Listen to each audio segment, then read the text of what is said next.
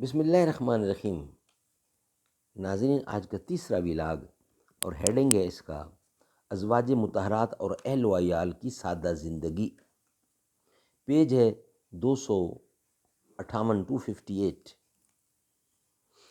ناظرین، اردو زبان میں سرور عالم صلی اللہ علیہ وسلم کی سیرت پر جامع ترین کتاب سیرت النبی صلی اللہ علیہ وآلہ وسلم۔ رائٹر ہیں اس کتاب کے علامہ شبلی نعمانی رحمۃ اللہ، علامہ سید سلیمان ندوی رحمۃ اللہ، جلد نمبر 2۔ بسم اللہ الرحمن الرحیم۔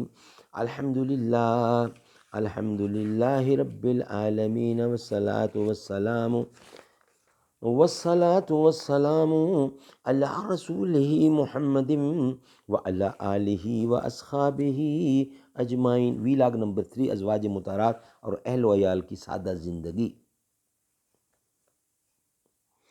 اپنے من میں ڈوب کر پا جا سراغ زندگی، تو اگر میرا نہیں بنتا تو بن اپنا، تو بن اپنا، تو بن، تو اگر میرا نہیں بنتا نہ بن اپنا، تو بن۔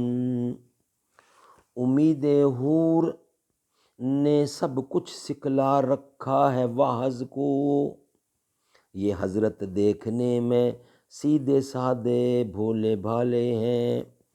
عروج آدم خاکی سے انجم سہمے جاتے ہیں، کہ یہ ٹوٹا ہوا تارا مہ کامل نہ بن جائے۔ ازواج مطہرات اور اہل و عیال کی سادہ زندگی۔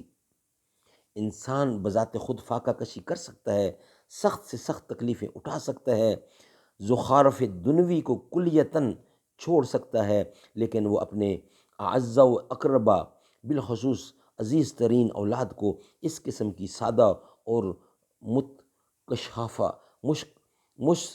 متکشفانہ زندگی بسر کرنے پر مجبور نہیں کر سکتا، اور نہ مجبور کرنے دیتا ہے۔ یہی وجہ ہے کہ دنیا میں جن لوگوں نے راہبانہ زندگی بسر کی ہے، انہوں نے اپنے آپ کو ہمیشہ اہل و عیال کی جھگڑوں سے الگ رکھا ہے۔ دنیا کی مذہبی تاریخ میں صرف حضور اکرم کی زندگی اس کلیہ کی ایک مستثنی مثال ہے۔ آپ کے 9 بیویاں تھیں، جن میں بعض ناز و نعمت میں پلی تھیں، اکثر معزز گھرانوں سے تعلق رکھتی تھیں، اس لیے ان کا قدرتی میلان غذاہائے لطیف اور لباس ہائے فاخرہ کی طرف ہو سکتا تھا۔ متعدد صغیر السن بچے تھے، جن کو کھانے پہننے کی ہر خوشگوار اور خوشنما چیز اپنی طرف مائل کر سکتی تھی۔ حضرت صلی اللہ علیہ وسلم کو، جیسا کہ اوپر کے واقعات سے معلوم ہوا ہوگا، اعزا و اولاد ازواج مطہرات کے ساتھ سخت محبت تھی۔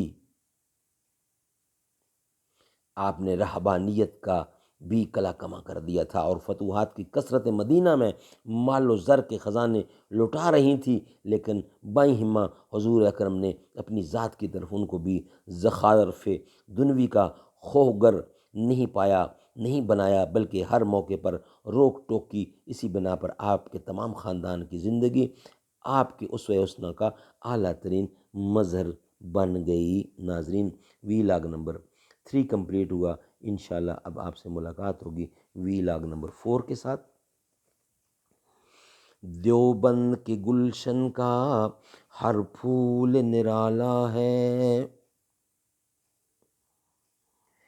جس نے گلی گلی میں اسلام ہے پھیلایا، میشر میں جھنکی گلیوں دربار رب میں کہنا، میشر میں جھنکی گلیوں دربار رب میں کہنا، جب موت سامنے تھی جھنگوی ہے مسکرایا، زندان میں فاروقی ہے خون میں نہایا، زندان میں فاروقی ہے خون میں نہایا، وہ شیر دل مجاہد اور جیل کی سلاخیں، اعظم کے ولولہ میں ذرا فرق بھی نہ آیا۔